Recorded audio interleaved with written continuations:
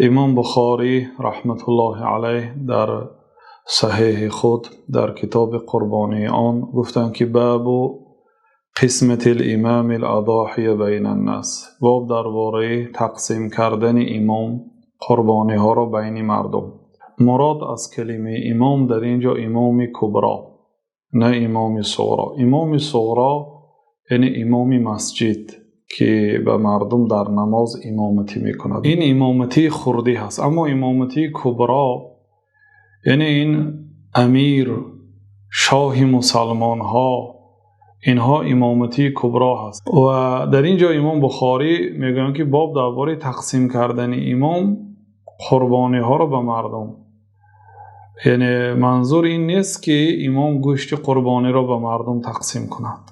گوشت قربانی را مردمی که قربانی کرد خداشان تقسیم میکند.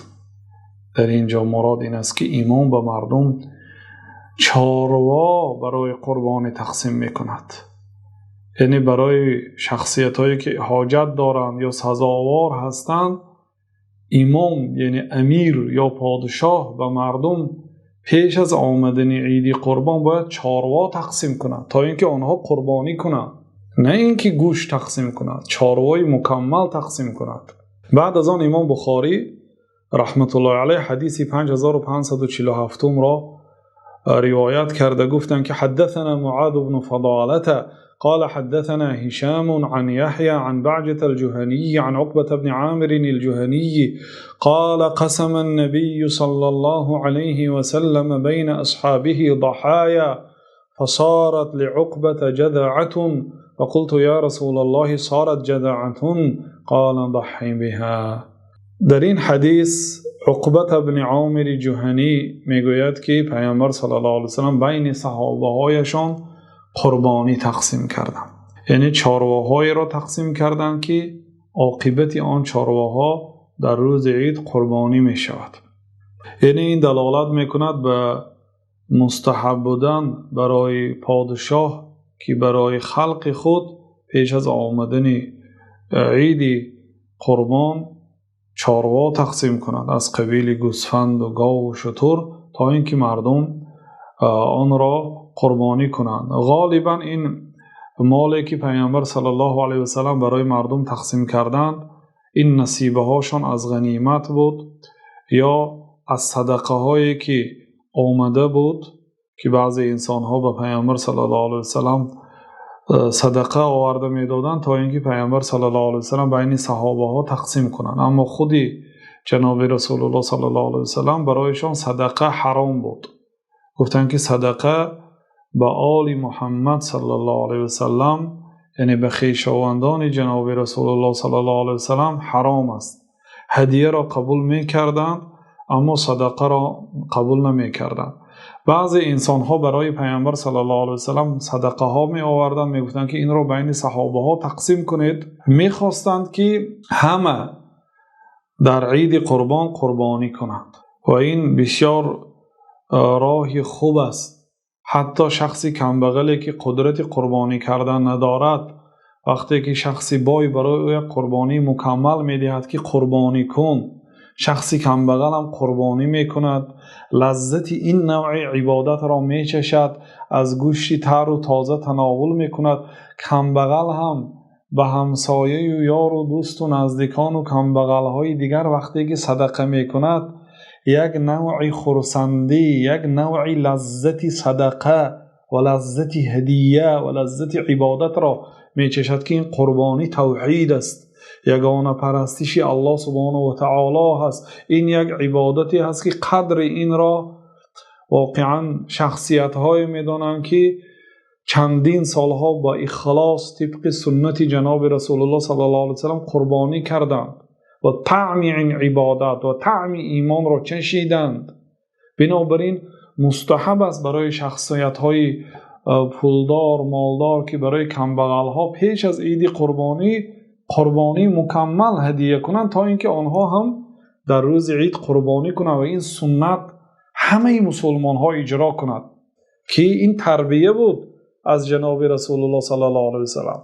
حتی به مردم کمبغل تقسیم کردند قربانی را تا اینکه آنها هم قربانی کنند، فرزندان آنها بینند که پدری آنها هر سال روز عید قربانی میکرد، گوشت میپخت، به خویشاوندان و همسایگان گوشت پخته میداد و کودکها خرسندی میکردند و این را از پدرشان یادداشت داشته باشند و آینده آنها هم اجرا کنند، بعد آنها نسل آنها کنند. واقعا این تعلیم پیغمبر صلی الله علیه و سلم و این راه و روش پیغمبر صلی الله علیه و سلم فایده داد که امروز 1400 سال اضافه شد و مسلمان ها در این راه هستند و قربانی میکنند. گفتند که جناب رسول الله صلی الله علیه و سلم بین صحابه هایشان قربانی تقسیم کردند و این حدیث در دیگر جایهای صحیح بخاری باز امام بخاری روایت کردند. در آنجا میآید که خود حضرت عقبه ابن عامر را پیامبر صلی الله علیه و سلم امر کردند که تقسیمات قربانی را به عهده گیرد، یعنی قربانی ها را همین آدم با امر پیامبر صلی الله علیه و سلم تقسیم کرد و گفتند درست است که پیغمبر صلی الله علیه و سلم تقسیم کردند، اگرچه عقبه تقسیم کرد لیکن با فرمان پیامبر صلی الله علیه و سلم تقسیم کردند. بنابراین جناب رسول الله صلی الله علیه و سلم گفتند که انما انا قاسم والله المعطی، من قاسم هستم، من تقسیم کننده هستم، دهنده الله سبحانه و تعالی است. خلاصه پیامبر صلی الله علیه و سلم تقسیم کردند یا امر کردند که تقسیم کرده شود. فصارت لعقبه جذعه، به همه قربانی ها را تقسیم کرد، لیکن آخرین که خود عقبه باقی مانده بود برای او یک جذعه واخورد، یعنی غیر جذعه دیگه چیزی باقی نماند. جذعه اصلا حیوان جوان را میگویند، لیکن منظور در اینجا بوزی که سن و سالش به 1 سالگی نرسیده است، بوزی نارسیده به سن 1 سالگی. خلاصه این دلالت میکند سخن عقبه که مردم الکی با خبر بودند که بوزی نارسیده به سن 1 سالگی اجازت نیست در قربانی. بنابراین سوال کرد یا رسول الله برای من نصیبه من یک بوزی نارسیده گشت، چیکار کنم یا رسول الله؟ فقلت یا رسول الله ان صارت جذعه، یا رسول الله برای من نصیبه من یک بوزی 1 ساله، یعنی به 1 ساله نارسیده بوزی جوان افتید، چیکار کنم؟ گفتند که ضحی بها، قربانی کن. گفتند یعنی برای عقبه اجازت دادند که قربانی کنند، برای آنکه شاید یکی از حکمت ها این است که خیلی که درباره اشاره کردیم، کودکانش میبیند که پدرش قربانی کرد، آنها سن و سال بوز را آن وقت حس نمی کنند، لیکن میدانند که پدرشان قربانی کرد، پدرشان برای آنها گوشت پخته داد، این را در خاطرشان میمانند. روز عید روز خوردن گوشت است، روز خرسنده است. گفتند که ضحی بها. این از جانب شارع پیامبر صلی الله علیه و سلم صاحب شریعت هستند، حق دارند به بعضی انسانها رخصت دهند در بعضی کارها و نگفتند برای عقبه که این فقط برای تو است، نگفتند.